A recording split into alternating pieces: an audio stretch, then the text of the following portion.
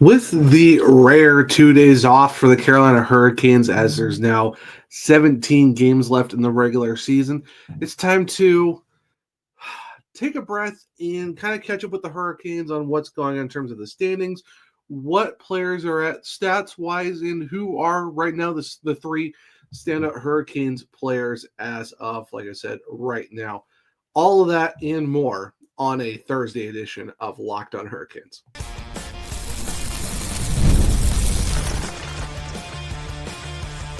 Your Locked On Hurricanes, your daily podcast on the Carolina Hurricanes. Part of the Locked On Podcast Network, your team every day. Welcome to a Thursday edition of Locked On Hurricanes, your team every day, part of the Locked On Podcast Network. Thank you to the Everydayer for making this your first listen of the day. 5 days a week, Monday through Friday, talking everything about, Carolina Hurricanes. I'm your host, Zach Martin. I'm the credentialed Carolina Hurricanes beat writer over at the Hawkeyes. Also do some AHL coverage at the Caller Times. Also doing some baseball stuff at Covering the Corner, covering the Cleveland Guardians at SB Nation. Also the co-host of the Searchcast, which is a weekly Carolina Hurricanes podcast, along with all my duties here at Locked On Hurricanes. Got a fun Thursday episode for you guys. We, like I said, get to look at the Canes and where they're at in terms of the standings with the division, the Eastern Conference, and the NHL as a whole. Also going to check out the stats for the Hurricanes, see where certain guys are at in terms of how their seasons are going so far, and then who are the three standout players so far this season. But before we do all that, today's episode is brought to you by FanDuel. Right now, new FanDuel customers can get $200 in bonus bets if your first $5 bet wins. Now, like I said, where do the Hurricanes stand after winning on Tuesday night against the Tampa Bay Lightning 4-1? Where are they at overall? Last 10, streaks, goal differential, stuff like that. Where are they at in the Metro? Where are they at in the East? And then the entire NHL as a whole. Well, in terms of the Metropolitan Division, they are at 82 points, 39, 22, and 4. They do have a game in hand on the New Jersey Devils, who've played 66 games. And the good thing, too, is the Hurricanes are 6 points clear of the Devils. So as of right now, they're putting themselves in a really good spot with how that's all shaping up. And even when you look at the wild card, they are 9 points clear of the Ottawa Senators, and they're also 12 points clear of the Columbus Blue Jackets. And both those teams hold the 1 and 2 spots. So basically, after New Jersey, next closest Metro team is the Jackets, sitting at 70.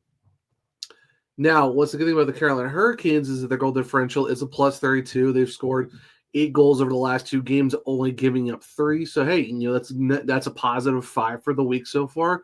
You will definitely gladly take that.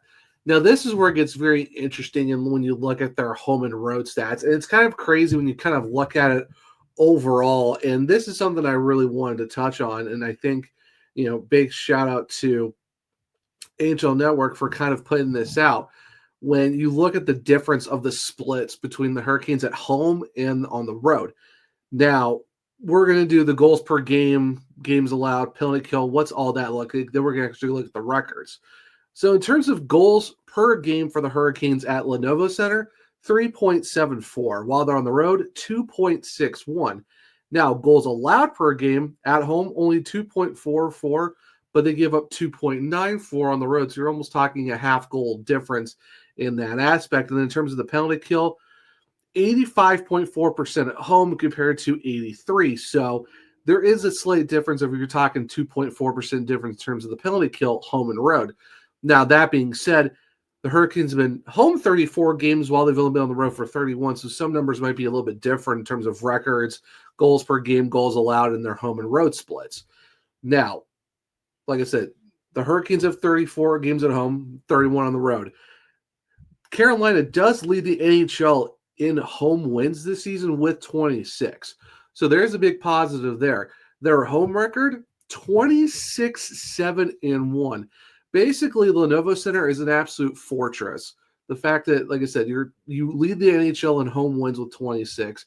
You've only lost 7 in regulation, and the only overtime shootout loss was to the Ducks on Eric Stahl Day. That's it.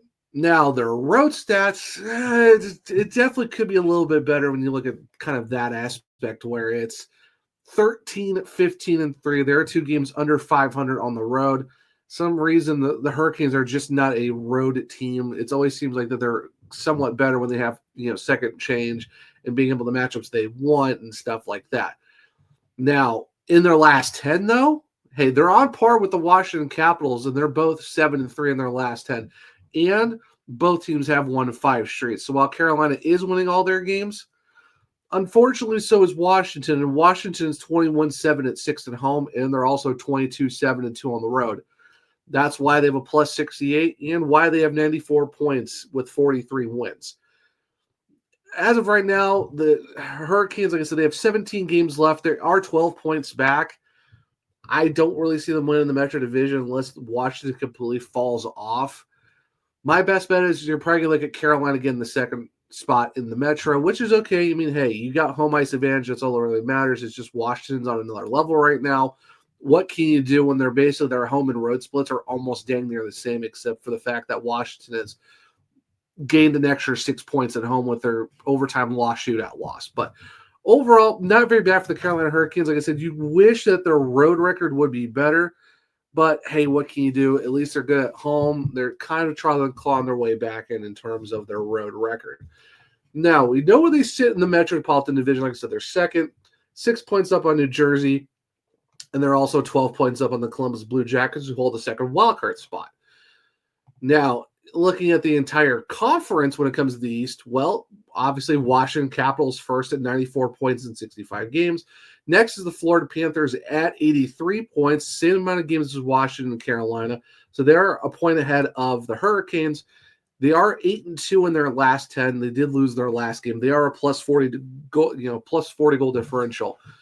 Now, the Panthers home and road split is very interesting. 22-10-2 at home for Florida, but they are 18-12-1. So not near Washington levels, but they're still, you're seeing that difference. Now, in terms of the shootouts, somehow Florida is 4-0, which is kind of crazy to think about.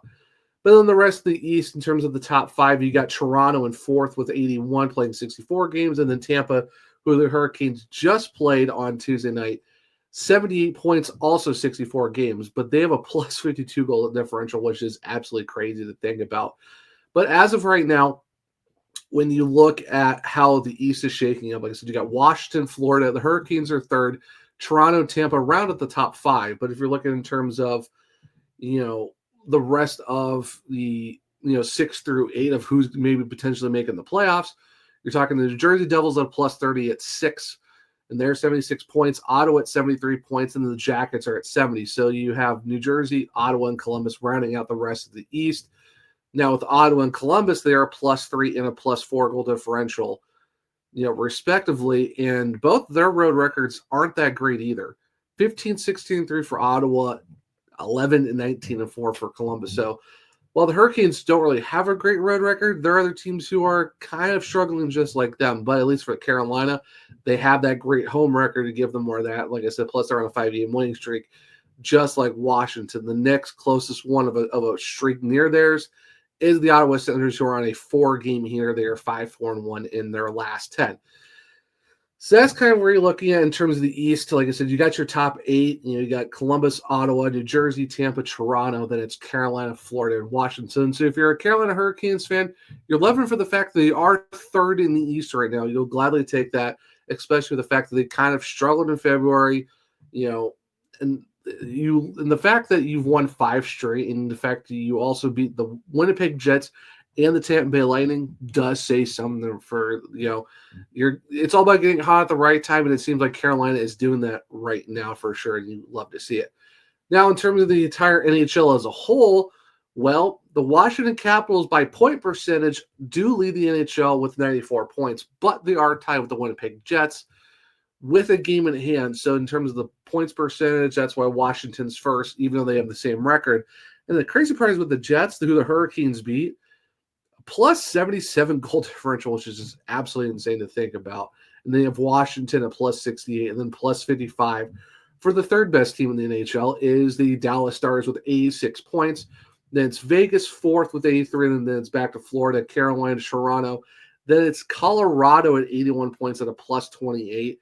And then the Tampa Bay Lightning with their plus 52 goal differential sits ninth at 78, and then rounding out the top 10 is the Edmonton Oilers, also at 78 points with a plus 18 goal differential. So now you're going past, they played the same amount of games, now you're going to goal differentials and all the other tiebreakers and stuff like that. So basically that's kind of your top 10 where they're at right now. So if you're, like I said, the Hurricanes in the entire East are third in the entire NHL. They are sitting in sixth. So, hey, if you're a Hurricanes fan, you love to see it, especially, with their February struggles, only winning 2 games, but, March has been really good to them so far, and they won 5 in a row. So, really can't be upset about that. Now we know where the Carolina Hurricanes are sitting overall league-wide. How are the players sitting with their current stats so far in this season? So stick around. I will talk with the guys individually here in a second on a Thursday edition of Locked On Hurricanes. You just realized your business needed to hire someone yesterday. How can you find amazing candidates fast? Easy. Just use Indeed. When it comes to hiring, Indeed is all you need. Stop struggling to get your job posted on other sites. Indeed sponsored job puts your post at the top of the page and help you reach the right candidates faster. Now you can speed up your hiring process with a $75 sponsored job credit. Just go to Indeed.com/lockedon right now and support our show by saying you heard about Indeed on this podcast. Terms and conditions apply. Hiring, well, Indeed is all you need. Ever check your bank account and wonder, where did all my money go? Between dining out, online shopping, and entertainment, it's easy to lose track. That's where Monarch Money comes in, your personal CFO, giving you full visibility and control over your finances. Monarch Money isn't just a budgeting app, it's a complete financial command center. You can track all your accounts, investments, and spending all in one place, so you can stop just managing your money and start building wealth. Take control of your finances with Monarch Money. Use code LOCKEDONNHL at monarchmoney.com for 50% off your first year. That's monarchmoney.com, code LOCKEDONNHL for half off of your first year. Welcome back to segment 2 of Locked On Hurricanes, your team every day. So like I said, we kind of looked at the standings overall for the Carolina Hurricanes, but in terms of the stats for the players, where do they currently sit so far on the 24-25 season?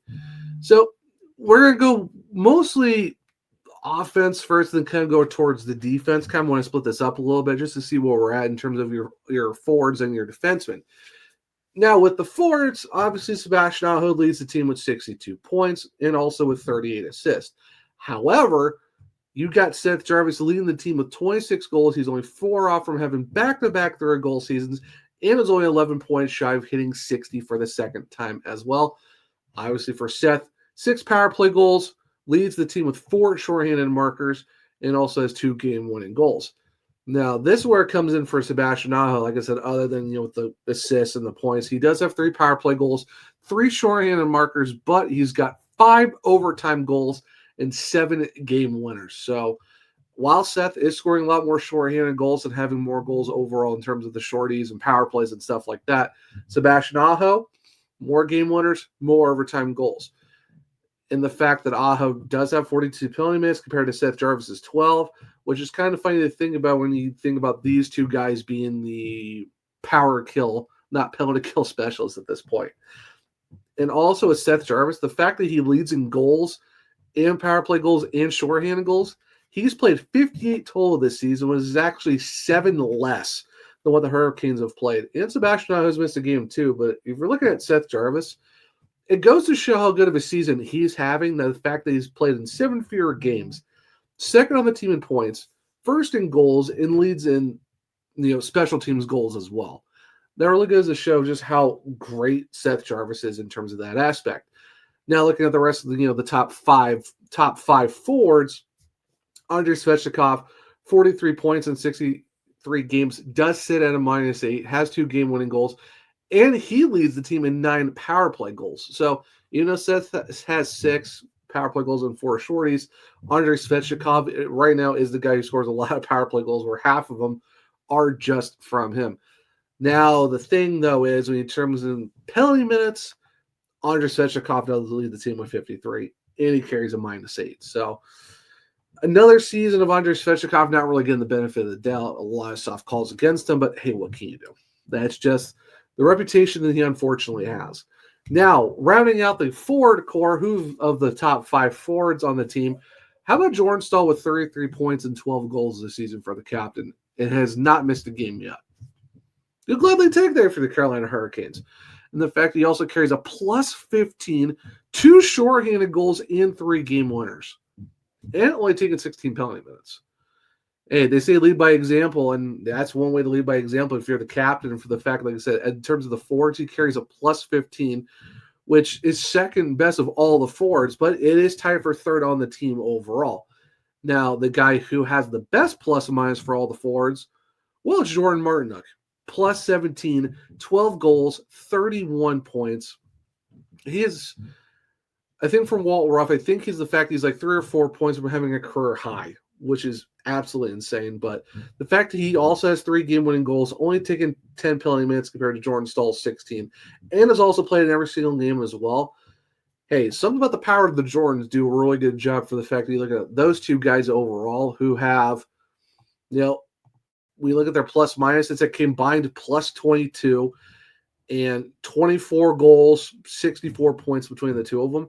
And the fact they also got Seth Jarvis, who's been playing a lot of time with them on that third line. So when you get the power of the Jordans and Seth, hey, that's not bad at all. We get the Jane line or the two dads and the son, as Seth likes to call them as two dads, but not bad overall. When we look at your top 5 forwards on the Hurricanes, where you got Aho, Jarvis, Svechnikov, and then it's Jordan Staal and Jordan Martinook. Now, in terms of the defense, who are the top 5 points getters and overall guys we need to take a look at? Well, obviously, points-wise, Shane Gostisbehere, 35 points in 57 games. Did miss time due to injury as well, but hey, not bad for him. The fact that he still leads the whole defensive core in that aspect. 4 power play goals, which goes to no surprise. Shane Gostisbehere is the power play guy in terms of the defenseman. That's why he's on PP1. He does carry a -3, but, having to switch in and out, getting different, line mates and stuff like that, it's bound to happen. Of course, trying to help Walker get acclimated too, with him getting really acclimated after playing last year with the Detroit Red Wings. But hey, he's been playing really good as of late, and, he wasn't a little bit of a slump, but it seemed like he's finally kicked it. And you like to see where the fact that you're kind of getting that Shane Gostisbehere back that you were kind of hoping to have. So that's good to see. Now, next in terms of defensemen, Dmitry Orlov, 24 points in 62 games. He still carries a plus 15, has a game-winning goal, only 18 penalty minutes. He also did miss some time this year as well as playing only in 62 games compared to everyone else's 65. He's had some games recently that haven't been the greatest because his plus minus was a lot higher. He's amidst the last few games, they're saying it's a minor issue. We're not really sure if it's upper body or lower body, but that's where we're at. As of right now, he's not close to 100%, but they're hoping he's back soon, but he has missed the last couple of games. Now, the next 2 guys, really the next 3 are guys that have been really playing very well for the Carolina Hurricanes, especially 2 of them. I would say Jacob Slavin, 23 points in 65 games, 2 game-winning goals. He also carries a plus 15. Are we really shocked with Jacob Slavin? It's Jacob Slavin doing Jacob Slavin things at this point. It's like death taxes. Jacob Slavin's the best defensive defenseman in the NHL. It goes without saying. Everyone's finally realized that for 4 nations. And hey, guys, Hurricanes fans known about it for the last few years. So, and the fact that his new contract doesn't kick in until next year at $6.4 million. Very nice, tidy work by Eric Tulsky and the Carolina Hurricanes for signing him up long term. And hey, why not? You're like I said, you're talking about the best defensive defenseman in the NHL. There's a reason why he basically shuts down all the best offensive guys in the entire league. His line mate, Brent Burns, 22 points in 65 games, 5 goals, 17 assists. Also carries a plus 5. No game-winning goals. Has taken 22 penalty minutes. I like Burns. 2 seasons ago, he played really well for the Hurricanes. Last year, he was okay. This year, you can definitely tell Father Time has really caught up to him. He's, he has scored recently, but it's kind of like you can kind of see that, like I said, Father Time has really caught up to Burns. He's going to be UFA at the end of the season. I'm not sure. I don't really see the Hurricanes bringing him back for the fact that you got Alexander Nikishin probably coming over next year from the KHL. And you got Scott Morrow, who's been playing pretty well so far this season with the Hurricanes. And he's been absolutely killing it with the Wolves in the AHL. But Bernsey, hey, you know what? For this last season, he has been okay as of late. But you can definitely tell that the step has kind of fallen off for him. Now, the next guy who the Hurricanes brought back this year on the first year of a 3-year deal, Jalen Sheffield, my goodness.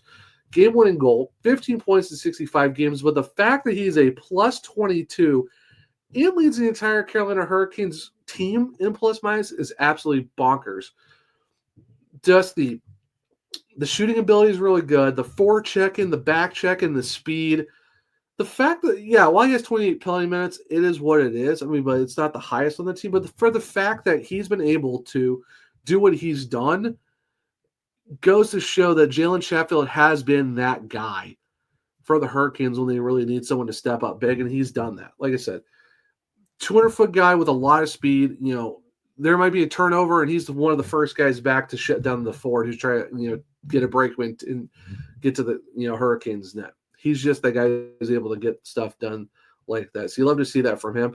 And then Sean Walker. I mean, 12 points in 65 games as a +1, does have 36 penalty minutes. But honestly, I've been really loving his game as of late. He's been someone who's been stepping up in a big way, and it shows. And the fact that you're seeing that from him is just great to see. The fact that we all know it just takes time for guys to get used to the system. And the fact that you're now seeing Sean Walker get there is phenomenal, because that's all you've been asking for, is to see that guy do what he does, and he has been greatly doing that. So Sean Walker's game over the last few weeks, unsung guy. I think it's great to see that it's finally clicked in for him. We all know it would, and for the fact you got 4 more years of this guy is great. Him alongside Gossespierre, I would say probably one of the underrated defensive pairings in the NHL. Maybe not like at the top, but it's one that, hey, you got to put some respect on that name for sure. Now, we talk about the stats overall with all the guys, but who are the 3 standouts in terms of the entire roster? Well, if you stick around, I'll give you my 3 Hurricanes who I think are the main standouts for the team this year. So stick around as we'll do that here in a second on a Thursday edition of Locked On Hurricanes. March Madness is here, and FanDuel is giving you the chance to get on the action like never before. Right now, new customers can get $200 in bonus bets when your first $5 bet wins. That's $200 extra bucks to use on everything from buzzer beaters to Cinderella stories, and even who is cutting down the nets. So visit FanDuel.com and get in on the college hoops action all tournament long. Welcome back to segment 3 of Locked On Hurricanes, your team every day. So like I said at the end of segment 2, who are my 3 standout Hurricanes from the entire team? And yes, you can go with Sebastian Aho. You could go with Anders Svechnikov. You can go with Jacob Slavin, Pierre Kachuk. I'm going to mention some of these guys. There's a bunch of names you can go with. Obviously, if you want towards the top of the standings, you'd be like, okay, well, this guy's got all the points and all of that. And obviously, I mean, you got to talk about Sebastian Aho. Leads the team in points, leads the team in assists, game-winning goals, overtime goals, stuff like that. How can you not pick Fishy? Almost a point per game guy. He's only 8 points away from 70. Could he get 18 more to get to 80 and have back-to-back 8-point seasons? It's a possibility, but he's going to have a lot of multi-point games to get there, because you're talking 18 games left, or you're talking about 17 games left. He's got to get 18 points, a little over a point per game. It's very doable for Sebastian Aho to get 80. I still think he's going to fall a little bit shy, but I think he will get 70. 70 to 75 might be the range we're looking at for him. But like I said, if he gets on a run where he's hitting a lot of multi-point games, then we could be talking a possible 8-point season, but I think 70-75 is a good measuring stick for where Sebastian Aho needs to be. Because if you're talking 75, that's 13 and 18. I think it's very doable for him. But obviously, I mean, what more can you say about Sebastian Aho, who's, every season he just keeps, new milestones, new records. I mean, we all know at some point he's going to break Eric Stahl's records for pretty much almost every offensive category. Like he's done shorthanded goals, playoff points. power play goal. Like basically, I said, almost every stat that Eric Stahl has, Sebastian Aho is most likely going to beat them, just because that's how good he is. Now, on the flip side of that, now this guy who I personally think might be the next in line to surpass Sebastian Aho's numbers. Now, nothing against Sebastian. Obviously, we all know I like him. He's a great player. But I think the guy who has the potential to supersede him, even maybe start breaking his records at some point, because he is, a few years younger than him. And like I said, even playing in 7 fewer games, even 6, fewer than Sebastian Aho, and still leads the entire team in goals and, second in power play goals, leads the team in shorties. And that's Seth Jarvis. I mean, you're talking about a guy who's 11 points away from a back-to-back 60-point seasons. I think I have no issue with the fact that he's going to hit 60 with like 17 games left, 11 out of 17. Very, very doable for Seth Jarvis, especially when you're looking at if he gets like 2, 3, maybe even 4-point games. If he gets a lot of 2 and 3-point games over the next 17, I could definitely see him hitting that 60-point mark for back-to-back 60-point seasons. He's only 4 goals off from hitting 30 again. Like you're talking back-to-back 30-goal seasons. You're talking back-to-back 60-point seasons. Could he get 65? It's doable. It's very doable, but I definitely would see 11 and 17. I think that's a more doable mark for Seth Jarvis to at least get 60. If we at least get 70 out of Sebastian Aho and 60 out of Seth Jarvis, you will gladly take that for your top 2 offensive guys on the roster. So obviously, it's no brainer. It's got to be Sebastian Aho. It's got to be Seth Jarvis. It goes without saying. Now, I know this is going to be a cliche answer of just how great he is. If you're talking defense, the best defensive defenseman, the best defenseman is Jacob Slavin. Yes, the points, he's not a guy who gets a lot of points, but he's a plus 15. He's a shutdown guy. I mean, he has 8 penalty minutes. Like the only other guy who's played almost as much games as him who has less is Jack Roslovic with 4. I mean, Logan Stankoven's got 6, which isn't bad at all. So, I mean, if you want to look at guys who have less than Jacob Slavin, it's Stankoven and, Roslovic. That's really it. That's not a bad company to have. So if you're Jacob Slavin, obviously it's a no-brainer. If you're talking about, one of the standout guys, it's definitely got to be him. Now, if you want to talk about honorable mentions, I mean, you got to talk about Jordan Martin, plus 17 on the season, 31 points. I mean, what more can you say about Jordan Martin? He's just been playing very well for the Hurricanes. Shane Gostisbehere, first year back of a 3-year deal, 35 points, leads all defensemen in points. Obviously, another no-brainer, but we also got to give love to the goalies. I would say, Frederick Anderson, 8-5, 217 goals against an I-9-11 save percentage. But for me, if I'm looking at goaltenders, obviously it's Pyotr Kochetkov. I mean, nothing against Freddie. He's played 13 games. He didn't miss a good amount of time again. But for the fact that Pyotr Kochetkov in back-to-back seasons has done the yeoman's work, has carried the heavy amount of loads. 39 games, 39 starts. He just set a new career high in wins against Tampa Bay, 24-11, 24-11-3. A 243 goals against and a 905 save percentage. Oh, and also let's not forget too, he also has a shutout and 3 assists. Not bad at all when you look at Pyotr Kochetkov. So yeah, maybe the shutouts aren't there like they were last year, but for the fact that he set a new career high in wins, his goals against is a sub 2.5, and he has he's above league average because league average is like 903. He's at 905 save percentage.